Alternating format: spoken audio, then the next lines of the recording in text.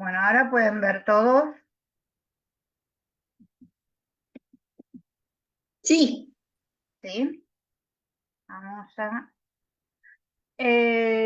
vamos a comenzar con mitologías. Me pareció una buena temática que aparentemente a todos les interesa. A mí me apasiona desde que era niña, donde no solamente lo que más conocemos son las mitologías clásicas, la de Grecia y la de Roma y las similitudes que tienen sus dioses. Pero en este recorrido, que son 16 propuestas de ver mitologías, lo vamos a ir mechando con las exposiciones que va a hacer Lisandro, otros disertantes, pero vamos a ir entrando en este camino de las mitologías, que es muy interesante, que en el patrimonio funerario también se empiezan a ver. Este, Vamos a comenzar hoy con la primera parte, donde definimos, como siempre me gusta hacer, de qué estamos hablando. Cuando hablamos de mitología, hablamos de un conjunto de relatos sagrados o mitos que explican el origen del universo, los fenómenos naturales y la condición humana, y que también forman parte de una religión o cultura específica. Es tanto el estudio de estos mitos, la mitología como ciencia, como el conjunto de mitos de un pueblo particular, como la mitología griega, nórdica y egipcia. Esos serían como los más generalizados y los que tienen una cosmogonía y una cosmología mucho más desarrollada. Pero también están los mitos de cada localidad, cada pueblo. En Latinoamérica tenemos varios que no necesariamente también corresponden a esta cosmogonía, ¿no? Por ejemplo, hay mitos que están cercanos a las leyendas.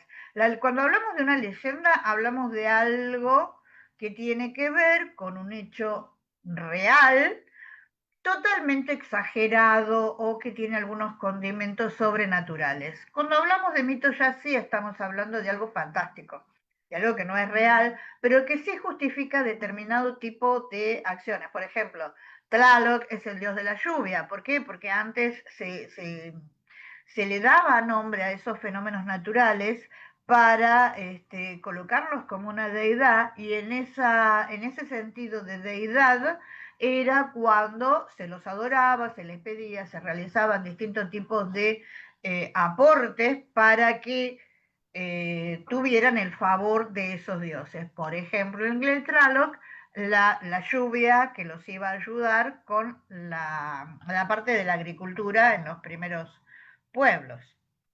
Vamos a seguir.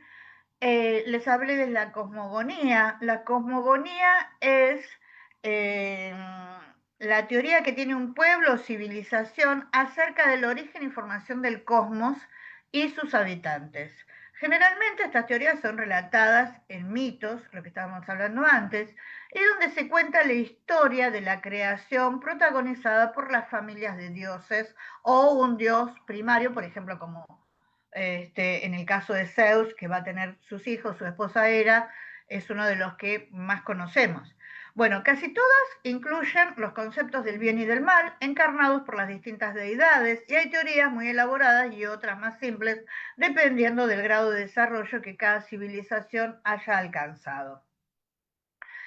Dentro de esto que vamos a ver de la cosmogonía, veremos que en muchas van a ser similares.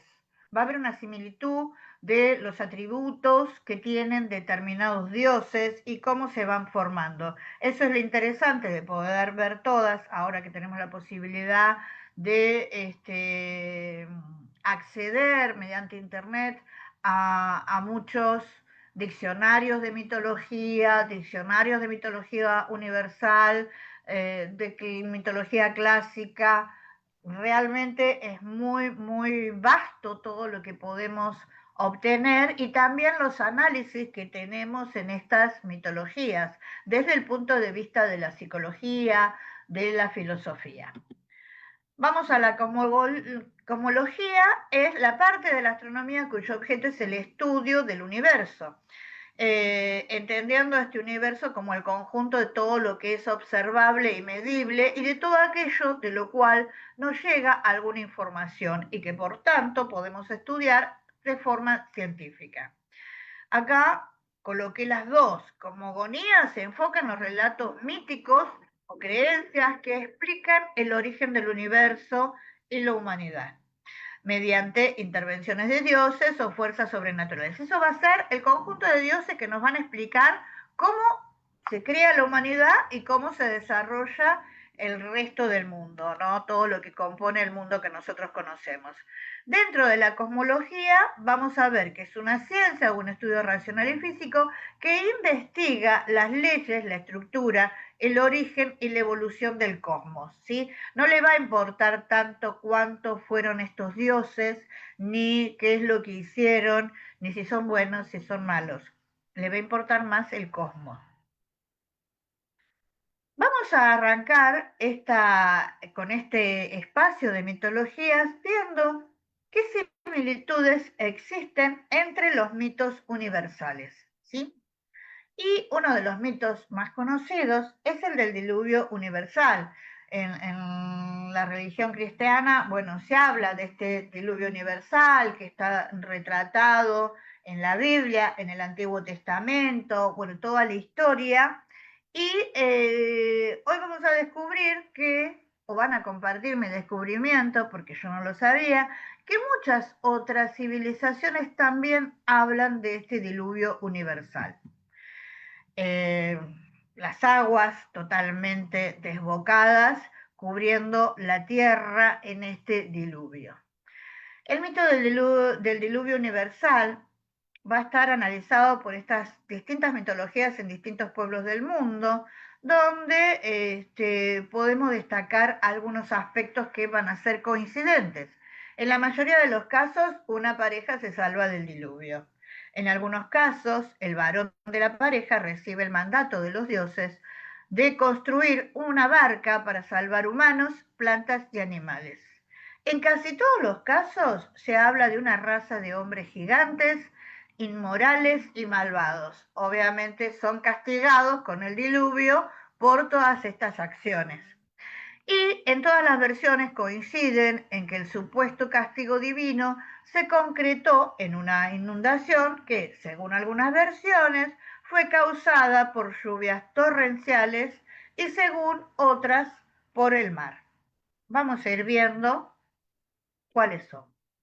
Está el mito noruego del Gylfaginning, donde Odín, Vili y Ve mataron a Ymir, que era un gran gigante helado, y de sus heridas brotó tanta sangre o agua, o sea, el elemento líquido, que provocó una gran inundación en la que, excepto Bergelmir y su mujer, todos los otros gigantes helados se ahogaron.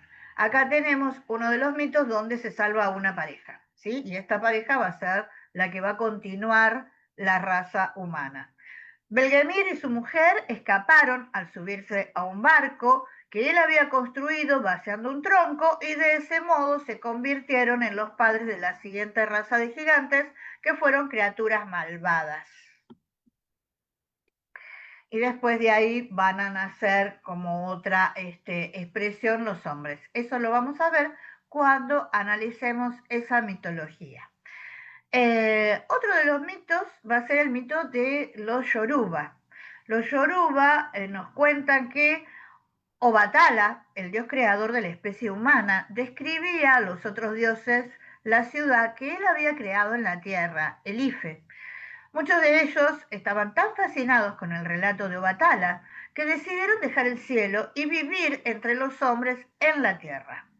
Pero Olokun, diosa del mar, que estaba celosa de Obatala, reunió las grandes olas del océano y las envió a la tierra para inundarla, hasta que todo quedó sumergido. Los pocos que sobrevivieron al diluvio fueron ayudados por la diosa Orunmila y ahí así la especie humana sobrevivió. Van viendo que tenemos algunas similitudes, como decíamos al principio. El mito Aymara en América del Sur, Aymara, lo podemos ver nosotros aquí cerca de Córdoba como alguno de los primeros habitantes. Nos cuenta que en el comienzo el señor Contici Viracocha, creador de todas las cosas, surgió del vacío y creó la tierra y los cielos. Luego creó los animales y una raza de seres humanos gigantes que vivieron en la tierra en una noche eterna, porque aún no había sido creada la luz. La conducta de esta raza disgustó a Viracocha, que emergió desde el lago Titicaca y castigó a esos primeros humanos convirtiéndolos en piedras. Luego provocó una gran inundación que cubrió hasta las montañas más altas. No se aclara bien cómo surgen los humanos de hoy, ¿sí? Y si alguno sobrevivió de esta gran inundación. Para los griegos, el diluvio va a estar dado por Zeus, que estaba totalmente inconforme con la tercera raza de hombres sin sensibilidad y con fuerza imponente, que disfrutaban de la guerra y veneraban a Ares, más que a ningún otro dios por tener corazones de piedra. Poseían almas metálicas, fuerza de gigantes y armas poderosísimas y se mataron unos a otros. Fueron expulsados en la lúgubre morada de Hades y esta se llamó la raza de bronce, donde los humanos no tenían nombre y fueron arrasados por un horrendo diluvio. Vamos a seguir con el diluvio en los pueblos babilónicos. Ahí veremos que en uno de sus viajes, Gilgamesh logró entrevistarse con Utnapishtim, quien le contó cómo el dios Niniki-Kuea le aconsejó que derribara su casa y construyera una nave y que reuniera esa semilla de toda cosa viviente. En esto se parece al relato de Noé, o lo que podemos ver en el Antiguo Testamento, la parte de Noé, que también construye su barca y va a colocar una pareja de cada animal y también semillas para que volver a cultivar las especies vegetales que tenían en su época.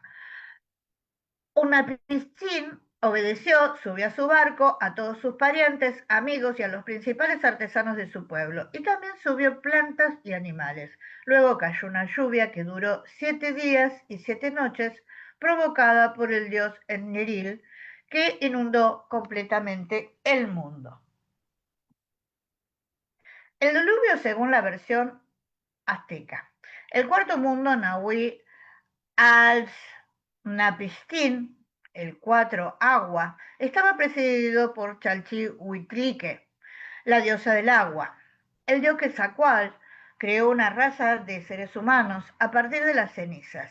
Como eran muy codiciosos, fueron castigados con una inundación de la que solo se salvó una pareja humana, que se refugió haciendo un hueco en el tronco de un gran ciprés. Y permanecieron allí hasta que las aguas se retiraron.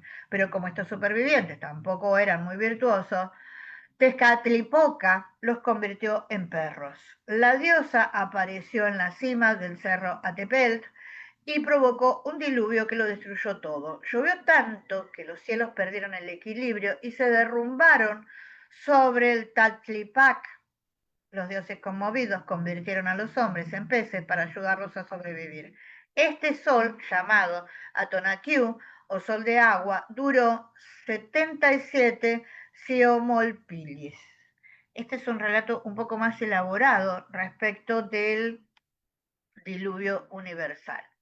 La versión maya del diluvio nos cuenta que fue un evento que puso fin al cuarto y último mundo. Ahí hay similitudes en los cuatro soles, en cómo se van dividiendo, tanto en los aztecas como en los mayas dentro de Latinoamérica. El último mundo, conocido como el sol de agua, y se describe en el Popol Vuh como una inundación provocada por el corazón del cielo en la era de los hombres de madera, quienes fueron arrastrados por las aguas, donde esta catástrofe, a menudo asociada al dios Chak, servía como castigo divino por la soberbia humana y la fragilidad de la existencia y marcaba la destrucción de una era imperfecta para dar paso a una nueva creación. La cosmovisión maya concibe el mundo en ciclos sucesivos, donde cada uno se denomina sol y tiene una duración y un fin. En el cuarto sol, los humanos eran de madera, pero carecían de alma y de memoria, por lo que fueron destruidos y reemplazados por los hombres de maíz, los que conocemos hoy. La leyenda Amormalata de la gran inundación es un recordatorio de la fragilidad del mundo y la necesidad de un equilibrio y armonía constantes. Tras la catástrofe, la civilización fue reconstruida por los pocos elegidos que sobrevivieron, guiados por los dioses, y se aprendió a vivir con mayor respeto por los ciclos naturales. Cada una de estas visiones del diluvio universal, si bien es un castigo para los diferentes seres que podían ser los humanos de hoy u otros que fueron sus antecesores, nos va llevando filosóficamente a cómo se va redimiendo. En este caso, en el diluvio maya, nos está hablando de este respeto por los ciclos naturales, cosa que después se va a ver en su mitología. La mitología del diluvio en Ártica.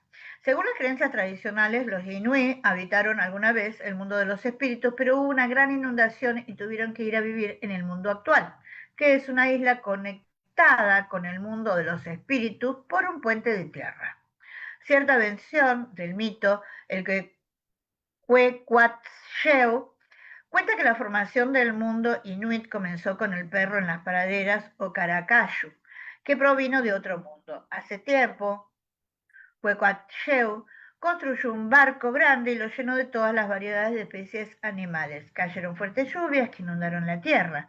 Por otro lado, estaban los temibles tuniks, que llegaban a tener 4 y 5 veces el tamaño de un inuit. A estos gigantes les gustaba la guerra y trataban de capturar a los inuit para cocinarlos y comerlos, pero los inuit eran más inteligentes y les hacían frente. Acá va mezclando y aparece este perro que también lo vamos a ver en la cultura maya. Y acá llegamos al primer diluvio que nosotros hemos tenido conocimiento, ¿no? Que es el diluvio judeocristiano. El Génesis, en el capítulo 6, versículo 17, nos dice, y he aquí que yo traigo un diluvio de agua sobre la tierra para destruir toda carne en que haya espíritu de vida debajo del cielo. Todo lo que hay en la tierra morirá. Este diluvio judeocristiano, voy a cerrar la puerta del fondo, un segundo.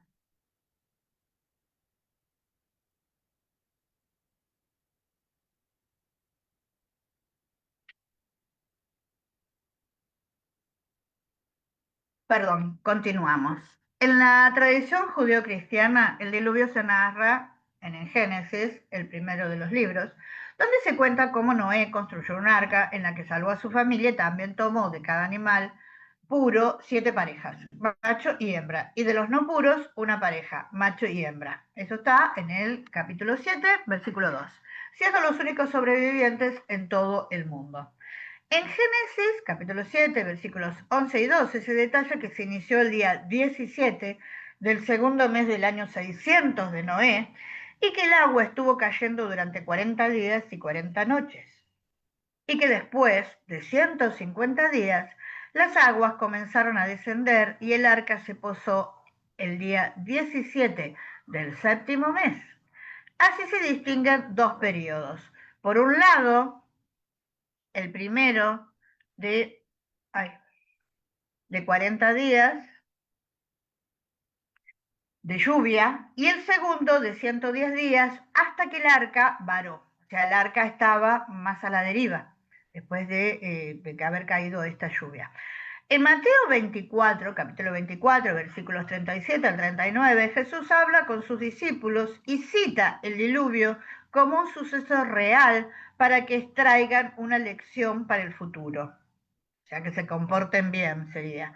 En sus cartas, el apóstol Pedro también lo menciona, en Pedro capítulo 3, versículo 20, y en Pedro capítulo 2, 5, 6. El apóstol Pablo también lo incluye como un ejemplo de fe en los Hebreos capítulo 11, versículo 7. Esto es lo que los cristianos tienen más conocimiento. Acá podemos ver la imagen del arca de Noé, bueno, todos los animales y cómo arriban ya a tierra después de toda el del gran diluvio. Vamos a ver otro de los mitos. Este es el de las aguas primordiales. ¿Cómo llegamos? ¿Cómo tenemos el agua, los océanos, los mares? Y tenemos que relacionarnos con el mito de la creación. Existen dos mitos de creación separados en el espacio por miles de kilómetros y en el tiempo por más de 3.000 años que presentan llamativas similitudes. Tanto el mito azteca como el mito babilónico sostienen que el mundo fue creado utilizando el cuerpo dividido de un monstruo marino. Son los mitos de las aguas primordiales.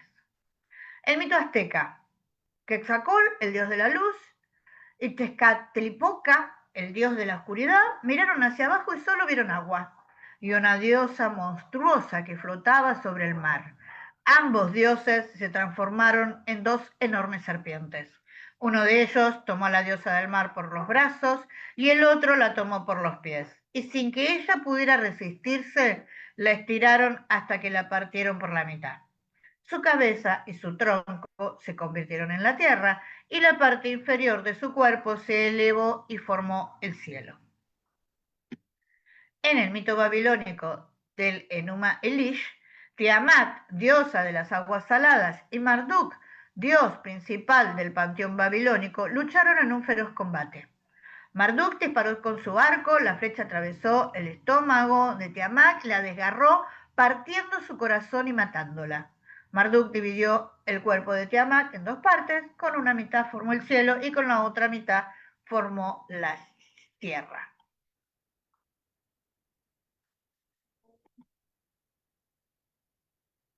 Vamos a pasar a otros mitos ahora. Tenemos las tríadas. Esto también es bastante común.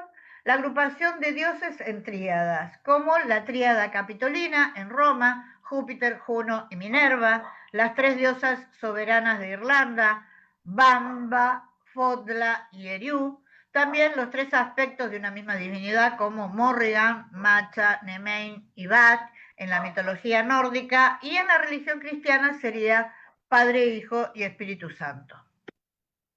Tenemos la dualidad andrógena. Esto está más ligado al yin y el yang, para que tengamos una idea. Estas mitologías de la dualidad o la divinidad que no tiene sexo, que no podemos ponerle un determinado género. Sofi, perdón, tengo mis perros hoy que están completamente locos. Mecteol, dios creador azteca, reúne en sí las polaridades del universo. En este sentido, el pensamiento mexicano coincide con el sistema chino del yin y el yang. Lo masculino, luminoso, celestial, solar, activo, se opone a lo femenino, nocturno, terrestre, lunar, acuoso y pasivo. Contrarios que se complementan, alternan y engendran mutuamente. La muerte resulta de la vida y la vida resulta de la muerte. Acá tenemos los aspectos del yin y el yang que estamos más acostumbrados a conocer, lo femenino, lo masculino, lo pasivo, la noche, el día, y los distintos colores que le podemos representar al yin y el yang. Pues pasamos al hombre y la naturaleza. Tanto en la metodología ártica como en la de los pueblos americanos hispánicos se aprecia una concepción de integración del hombre, animales y naturaleza. O sea, el hombre ligado a la naturaleza formando esos dioses como podemos ver más que todo en la mitología maya, que tenemos el leopardo, tenemos diferentes aspectos, el halcón, en su mitología, que lo vamos a ver obviamente en su momento. El hombre se consideraba como un elemento más de la naturaleza, con la obligación de respetar a todos los seres que en ella habitan y mantener el equilibrio y la armonía con su entorno. Bueno, esto lo vimos en la parte de la creación, cuando se los castiga y a la nueva generación, que serían los humanos de hoy, bueno, se les pide que vivan con un respeto por los seres de la naturaleza. La parte ártica creían que el ser humano, los seres vivos y los muertos formaban parte de una esencia superior que era la naturaleza. De acuerdo a esta concepción, el hombre no era un ser superior, sino que compartía el medio ambiente con el resto de los seres de la Tierra y su existencia era tan necesaria como la de cualquier animal. Era una sociedad de recolectores y cazadores cuya supervivencia dependía exclusivamente de los bienes que obtenían de la naturaleza. Por lo tanto, era necesario preservarla y mantener su equilibrio. Para preservar ese equilibrio, todos los elementos de la naturaleza debían ser tenidos en cuenta porque todos tenían su función. Vendría a ser un principio de lo que se promueve por medio de los ambientalistas. Los mayas basaban su pensamiento en la armonía, la creatividad, la receptividad entre el cielo y la tierra, la vida y la muerte, el día y la noche, lo masculino, lo femenino, el bien y el mal. Acá volvemos con esta dualidad que estábamos viendo anteriormente, ¿no? Uno u otro no pueden estar solos, o sea, no puede estar lo masculino separado de lo femenino, el bien del mal, porque uno va a dar lugar al otro. Sus dioses representaban elementos de la naturaleza y a través de ellos la adoraban. Tenían una profunda conciencia del lugar que ocupa el hombre en el mundo. Y su concepción del mundo encierra una profunda espiritualidad que se evidencia también en sus profecías.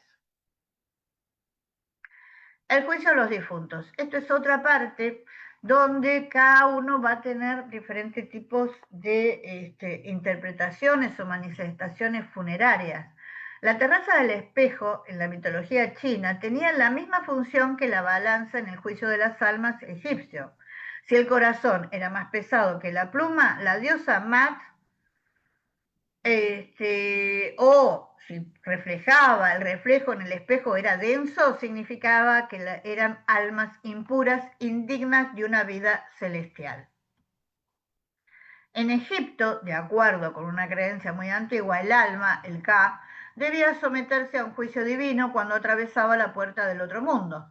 Osiris presidía este tribunal sentado en un trono. Isis, Neftis estaban a su lado y un poco más apartados los 42 dioses asesores que representaban a los gnomos egipcios. Anubis conducía al difunto de la mano frente a sus jueces y se encargaba de pesar el corazón colocándolo en un platillo y poniendo una estatuilla de Mat, la diosa de la verdad y de la justicia, en el otro. Tot, el dios escribano, observaba la balanza y registraba en un papiro el resultado. De ahí que tuviera una extensión de la vida o fuera castigado.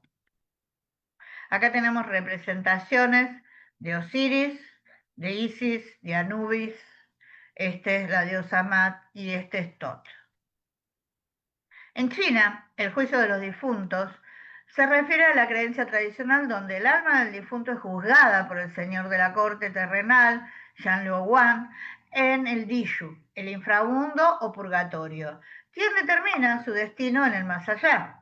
Se llevaban al difunto a la terraza del espejo de los malos, el Siequintá, donde era colocado frente a un gran espejo en el que se reflejaban todas sus faltas y crímenes. Las almas justas no se reflejaban y eran enviadas al paraíso de los inmortales. Para facilitar la vida del difunto en el más allá, las familias queman dinero, incienso y realizan ofrendas, pues se considera que los espíritus necesitan estos bienes para pagar a funcionarios o complementar sus ofrendas. Los culpables eran llevados a los recintos de los reyes encargados que imponían los castigos. Estamos viendo toda la parte de cultura funeraria que obviamente cuando entremos en la mitología de cada parte vamos a ampliarlo mucho más, pero quería darles un pantallazo. Bueno, el sacrificio de un dios como origen de la creación. En otros casos habíamos visto cómo descuartizaban a una diosa o a un dios, o en el caso de los otros en el del gigante, bueno, cómo ese sacrificio va a dar origen a la creación. La intervención divina o el sacrificio de uno o más dioses es un elemento fundamental para explicar el origen y el orden del mundo, como sucede en varias cosmogonías, la cristiana, la griega, la china, ya que sin esa acción divina el universo no existiría. En el caso azteca es el sacrificio de varios dioses lo que permite la formación de nuestro mundo, el quinto. En China cuenta que Pancú emergió de un caos cósmico en forma de huevo. Separó el cielo de la tierra y al morir su cuerpo dio origen a todos los elementos de la naturaleza. Su aliento se transformó en el viento y las nubes, su voz se convirtió en el trueno. Un ojo se transformó en el sol y el otro en la luna. Su cuerpo y sus miembros se convirtieron en 5 grandes montañas y de su sangre se formó el agua. Sus venas se convirtieron en largos caminos y sus músculos en campos. De su pelo y su barba salieron las estrellas del cielo y a partir de su piel y del vello de su cuerpo se formaron las flores y los árboles. Su médula se transformó en jade y perlas y su sudor en lluvia y rocío. Alguien tiene el micrófono abierto, le ruego por favor que lo pueda apagar. Acá vemos ese gigante, ¿no? Cómo se va formando. A quienes les interese, hay muchos videos respecto de esto que no los pude colocar acá en el YouTube, porque si no están autorizados, cuando yo subo el YouTube, me lo cancela. Los voy a ir colocando en la revista, en el Facebook de nuestra revista, ahí voy a ir colocando los videitos de lo que vimos hoy. El sacrificio de un dios como origen de la creación. Seguimos con los nórdicos ahora. Los dioses arrastraron al cadáver de Ymer hasta el centro del vacío de Ginnungagap y lo pusieron sobre el abismo tapándolo. Sobre el cuerpo sin vida del gigante crearon el mundo. La sangre de Ymer se transformó en mar y su carne en tierra. Sus huesos se convirtieron en rocas, los dientes y las astillas de hueso roto en piedras y cantos rodados. El pelo se transformó en hierba y árboles.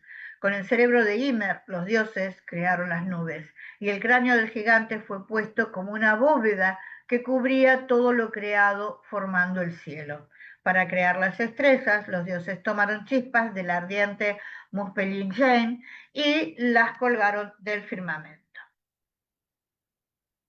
Acá tenemos parte, vemos a este gigante, vemos el pelo y bueno, acá cómo van tomando sus partes.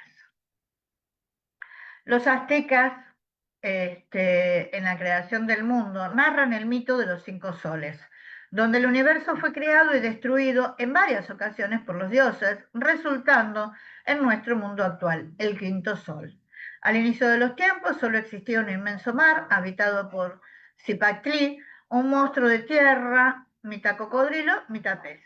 Los dioses Quetzalcóatl y Tezcatlipoca, unidos para esta tarea, desmembraron a Zipactli y de sus partes surgieron los elementos del cosmos, la tierra, las montañas y el agua. Después de la destrucción de uno de los mundos anteriores, Quetzalcóatl, en un acto de penitencia, recogió los huesos de los muertos, los molió, los depositó en un barreño y dejando caer su sangre para dar vida a los primeros humanos conocidos como masiguales. De esta forma, los aztecas se veían a sí mismos como los hijos del quinto sol y de Quetzalcóatl, y como los hijos del maíz, que va a ser el alimento fundamental para la vida. Acá vemos parte de este quinto sol, esta es la piedra del sol, y bueno, todos los personajes de la mitología maya. Ahora vamos a pasar al sol como una deidad femenina. Casi todos consideramos al sol como masculino, ¿no? Para algunos aborígenes australianos, la luna era identificada como una figura masculina y el sol era considerado una figura femenina. Al revés que lo que conocemos nosotros. Esto se debía a la importancia que otorgaban a la figura femenina, sin la cual no era posible la vida, del mismo modo que la vida en la Tierra no es posible sin el Sol. En ese sentido, coincide con la mitología ártica, que tiene la misma concepción y también relaciona al Sol como femineidad. A los que nos gusta el arte, hemos visto bastantes de estas figuras femeninas como deidades. Dentro de las doctrinas solares vamos a tener que existe una analogía entre la mitología egipcia y australiana, que sostenían que el sol navegaba durante la noche en una barca por el mundo del más allá y durante el día con otra barca por el cielo. En Australia existe la leyenda aborigen que cuenta que el hombre luna y la mujer sol atravesaban cada día este plano subterráneo para volver al horizonte desde el oeste. De este modo explicaban la desaparición del sol y de la luna en el oeste y la aparición en el este cada día. En Egipto, la doctrina solar, que sostenía que el sol recorría en su viaje nocturno un mundo subterráneo cubierto por un cielo inferior, como lo hacía cuando navegaba a través del cielo terrestre. Eso predominó durante todo el Imperio Antiguo e inspiró profundamente los textos de las pirámides. El sol en las mitologías. El hombre primitivo asociaba los fenómenos naturales a fuerzas sobrenaturales y les rendían culto como dioses del sol, el rayo o la lluvia, porque no tenía otra explicación para las causas de su existencia. Creían ver en todo lo que les rodeaba los efectos de las fuerzas mágicas o de espíritus. Los mitos escondían verdades profundas bajo la forma de cuentos fantásticos o contenían hechos históricos reales deformados por la imaginación. Por lo general, los mitos narran los orígenes de los fenómenos naturales, pero no tratan de explicarlos, solamente garantizan la estabilidad de la realidad existente y ponen en evidencia las preocupaciones del hombre, la vejez, la muerte, las enfermedades, la guerra. Todos los hechos adquieren sentido si se ubican en el tiempo de sus orígenes. Siendo el sol la fuente principal de la vida, es natural que haya sido la figura central en casi todas las religiones o mitologías primitivas. En Mesoamérica, para los aztecas, el sol era un dios que se había sacrificado para renacer eternamente. Los sacrificios que se realizaban constituían un deber cósmico. El sol solo se elevaría, la lluvia solo descendería, el maíz solo surgiría de la tierra y el tiempo solo proseguirá su curso si se consumaban los sacrificios. La sangre de los hombres era la fuerza vital del sol. Los aztecas se consideraban el pueblo del sol. Su deber era hacer la guerra para dar al sol su alimento. El bienestar y la supervivencia del universo dependía de las ofrendas de sangre y de corazones al sol. Estamos hablando de todos los sacrificios humanos que se realizaban en estas pirámides dentro de Mesoamérica. Los astrónomos mesoamericanos consideraban al Sol la más alta jerarquía del cielo, lo representaban en forma de disco, hablaban de su muerte diaria y, aunque sabían que era el mismo que aparecía cada mañana, igual seguían en esa veneración y en esa forma de sacrificios para que existiera todos los días. En Egipto, la creación fue el resultado de la voluntad del dios Sol, que nació como un niño entre los pétalos de un loto. Existían un gran número de mitos sobre el origen del dios Sol y otros dioses celestes que describían el cielo como el océano por donde viajaban barcos, el sol, la luna y las estrellas. La aparición del sol por las mañanas se explicaba por la existencia de un río subterráneo por donde el sol atravesaba de noche el bajo mundo. A través de los siglos, muchos de los dioses se convirtieron en dioses sol, como Amon-Ra o Nun-Ra, lo cual significaba el reconocimiento de la fuerza creadora del sol. Ese sufijo Ra es el que menciona al sol. En la religión sumeria también aparecía el dios Ut o Utu, que significaba luz, ocupando un lugar central, ya que posibilitaba la vida. El sol era también un elemento fundamental de alegría, de vivir y de la fuerza de la naturaleza. El hombre buscaba la claridad del sol, siempre en lucha con la oscuridad y los poderes malignos que en ella se ocultaban. Acá tenemos a Amón en una hermosa imagen de Ira. Y acá lo que ya conocemos, este disco del sol que se ha difundido muchísimo como elemento de cerámica, y bueno, los distintos puntos cardinales, las dos serpientes que lo rodean. La leyenda de los cinco soles, los cuatro soles, la energía de la tierra, del aire, del fuego, del agua, representaban los cuatro elementos, cada uno de los cuales estaba condenado a morir. Solo cuando nació el quinto sol, los cuatro elementos pudieron unirse y formar el sol viviendo como lo vemos hoy. El sol no era inmortal, solo lo sería si la humanidad era capaz de alcanzar la redención representada en los nombres de los 20 días del calendario maya, en un proceso regenerativo que era la finalidad última de la creación. Si esa finalidad no se alcanzaba, el mundo sería destruido. Los cuatro soles o periodos de tiempo son el primer sol, el 4 Yaguar, el Nahui o Cetlol, tras 676 años, donde la primera era acabó al surgir de las entrañas de la tierra, esperpentos que devoraron a la gente y su alimento fue las bellotas de encina. El segundo sol va a ser el 4 Viento, el Nahui Ekat, tras 364 años, fortísimos vientos sacudieron la tierra y hicieron que los que no murieron se convirtieran en monos, que se alimentaron de la Sesentli o el maíz de agua. El tercer sol va a ser el 4 lluvia de fuego, el Nahui Kiawilt. Esta era tuvo una duración de 312 años y los que vivieron en ella perecieron tras una lluvia de fuego, se volvieron guajolotes y su alimento fue el 5 copi.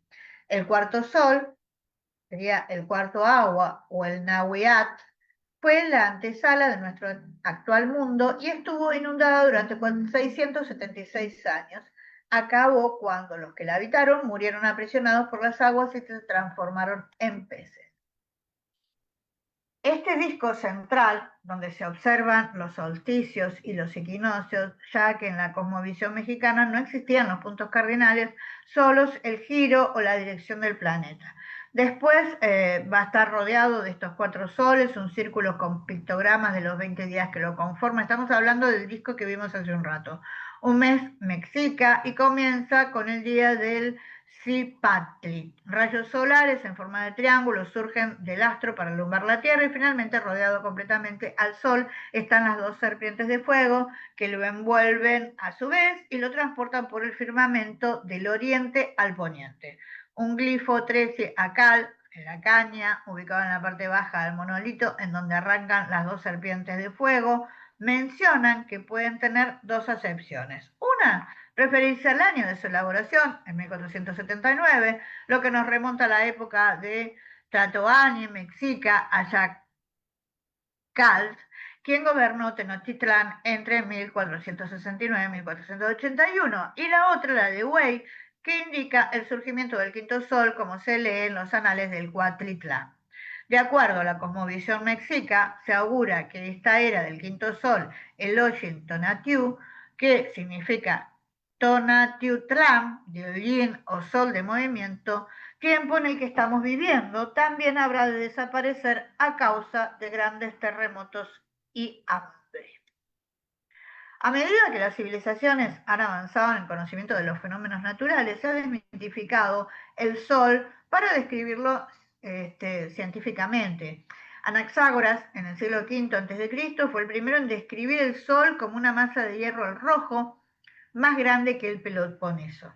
Con el descubrimiento del telescopio, Galileo Galilei, Johannes Fabricius, Christopher Schreiner y Thomas Harriot, casi simultáneamente, entre 1610 y 1611, descubrieron las manchas solares. Galileo las reconoció como fenómenos solares. Muchos de los importantes avances logrados en la astronomía solar fueron el resultado de la construcción de nuevos telescopios. Hermosa imagen del sol para terminar con estas mitologías. Bueno, ¿qué les ha parecido esta charla?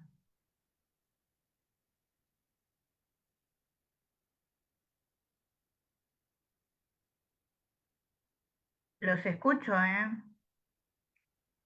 Muchos nombres, muchas cosas. Mariana Atanasio, hermosa. Lisandro. Lisandro, dedito para arriba. Franco, hoy que te veo con imagen, hoy que estás con video, ¿te gustó? No te puedo escuchar. A ver, ¿qué me dicen? La historia de Viracocha con Manco Cápac y Mamá Auxilio en Puno, Perú. Sí, es hermoso, pero eso lo vamos a ver en la mitología. Esto era como como un aperitivo de mitología. Aldo Tomate es interesante. Sobre las mitologías me hubiera gustado que se enfoque en el tema de dioses cementeriales. Lo vamos a hacer después, Aldo. A ver. Lisandro, ¿querés hablar vos? Porque no se me animan, ¿viste que no se animan a hablar?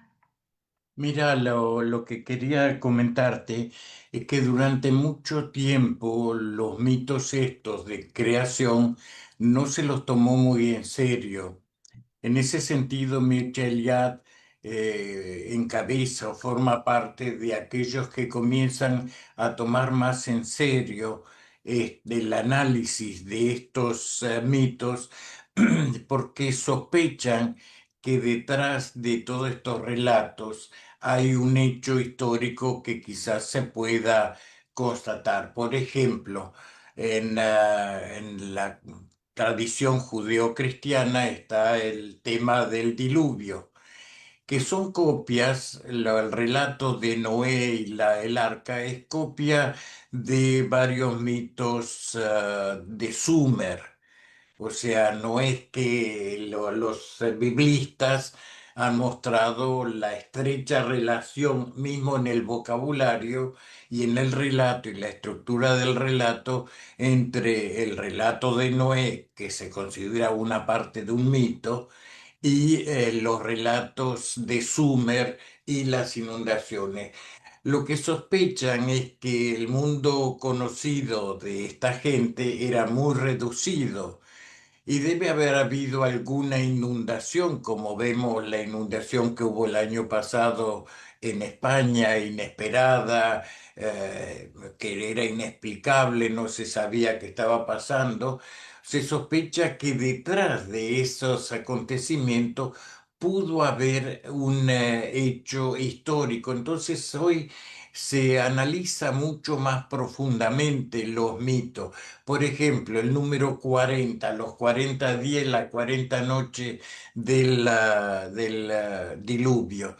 Los números no se los puede tomar en serio. El número 40, en tanto en el Antiguo como en el Nuevo Testamento, no son 40 días ni 40 noches, sino es el paralelo de lo que nosotros estamos diciendo muchas veces. Te lo dije 1000 veces. Cuando nos enojamos con alguien le decimos, te lo dije 1000 veces. No, no, nunca lo dijimos 1000 veces, sino que el número 1000 es para nosotros, te lo dije muchas veces. El número 40 en la Biblia es exactamente lo mismo. No es un número que podemos tomar literalmente, sino es un número simbólico. Por eso Cristo está 40 noches, 40 días ayunando en el desierto. No quiere decir que sea 40 días, sino que es mucho. Y así hay una cantidad de elementos que los historiadores empiezan a tomar más en serio. Por ejemplo, se repite mucho lo de las edades, las sucesivas edades que van en decadencia, que una es peor que la otra.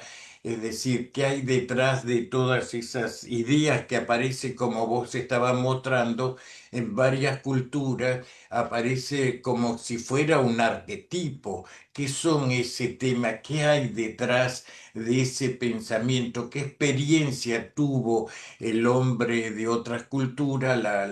¿Y qué están tratando de explicar? O sea, todavía se está estudiando y se analiza qué quieren explicar con estos relatos.